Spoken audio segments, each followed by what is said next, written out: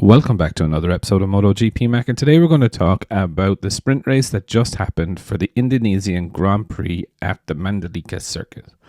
Now, before we get into it, here is how they finished. Jorge Martin won it from Luca Marini, Marco Bezzecchi, Maverick Vinales, Fabio Quartararo, Fabio Di Giannantonio, Enea Bastianini, Pecco Bagnaia, Jack Miller, Miguel Oliveira, Taka Nakagami, Johan Zarco, Augusto Fernandez, Raul Fernandez, Franco Morbidelli, Joan Mir, Pol Espargaro, Alex Rins, and Brad Binder was the last person to cross the line. Aleix Espargaro crashed out in an incident with Brad Binder, and Marc Marquez crashed out on the very first lap. Now, to say it was an excellent performance again, 4 sprint race wins on the bounce for Jorge Martin, also now sees him leading the World Championship. You know what, this is his first time, but he was absolutely excellent today. I have to take my hat off to him. He was ruthless when he needed to be ruthless, and he was sensible when he needed to be sensible. You know, and he made his way through the field. Some aggressive moves, which is good to see. I really enjoy someone right on the edge. But one of the things you could see is that, like, how confident he is on that bike. That bike is just doing everything that he wants it to do. So, stunning race from Jorge Martin today, if I'm very honest. Luca Marini, the broken left collarbone is still there. It's still broken, but really good race. You know, good pole position this morning, but again, really solid race. Thought he was going to catch Martin on the last 2 laps, but he made a mistake in the final sector and pushed his gap out to about a second, and Martin cruised home then. Another hero of the day, Marco Bezzecchi, 6 days ago under the knife to get the right collarbone pinned and plated, and here he is on the podium, keeping his championship hopes and aspirations alive, although it does look very difficult for anyone with the confidence that Jorge Martin has. Maverick Vinales did a really good race. You could just see that he ran out of tyre. He had over a second of a gap at the very start, but they just whittled that down. And Bez caught him with 2 laps to go to take the podium off him. Really good race from Fabio Quartararo. Lonely race, but really good race.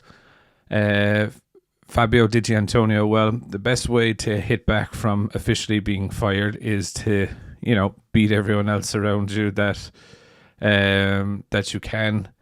And, you know, Fabio Di Giannantonio is definitely putting his name in the shop window for Repsol Honda or Honda to take him in. Enea Bastianini, really good ride as well from him.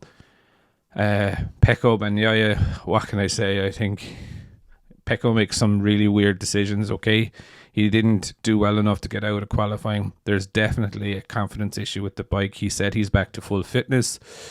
You know, he was quite confident yesterday that he would get into Q2, but he didn't. Started 13th. He actually did not make 1 pass during the whole Grand Prix. That kind of shows you the underlying issues that he's had. He was also on the hard tyre, which is a very strange decision. It shows that there is a lack of confidence within the brake or within the field, that he can't trust the front.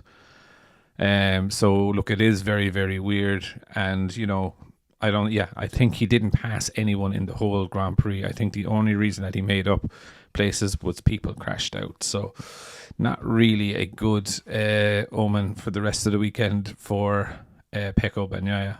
Solid enough from Jack Miller. And Miguel Oliveira was quite solid. You know, again, Miller and Oliveira and Pecco wouldn't have scored points should have Marquez and Aleix Espargaro and Binder not come together. So, you know, while it's good, it's not really where you expect them to be.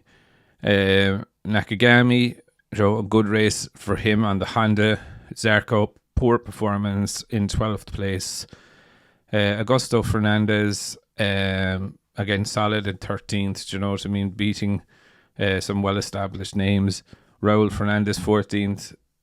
Franco Morbidelli. Didn't really see them throughout the whole Grand Prix, if I'm very honest. Joan Mir, tough race in the Honda, you know, especially when you compare it to Taka Nakagami. And Alex Rins, it's always good to see him getting back to full strength. Also, shout out to Paul Espargaro, tough day at the office. And, the Mandalika circuit, and I said this during the podcast, firstly, this is one of the circuits you do not want to crash at because there's a lot of high-speed corners.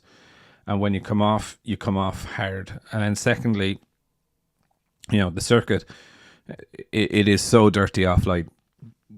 You go trying to even pass someone, you're going to lock the front or lose the front or lose the rear. So for me, this race realistically and this track is a survival race, if you want to call it like that. It's like a wet weather race. The track is just, it's clean when you're online. If you go any way offline to pass someone or try to set up a pass, you can end up on the floor.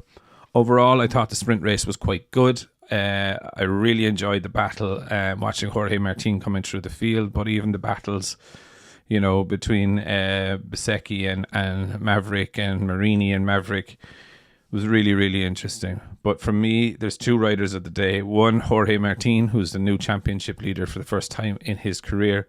And two is Marco Bezzecchi. But I would definitely love to know your thoughts. What did you think of the sprint race? And who are your riders of the day? Definitely leave your thoughts in the comments below. And I'll be back again tomorrow with another video.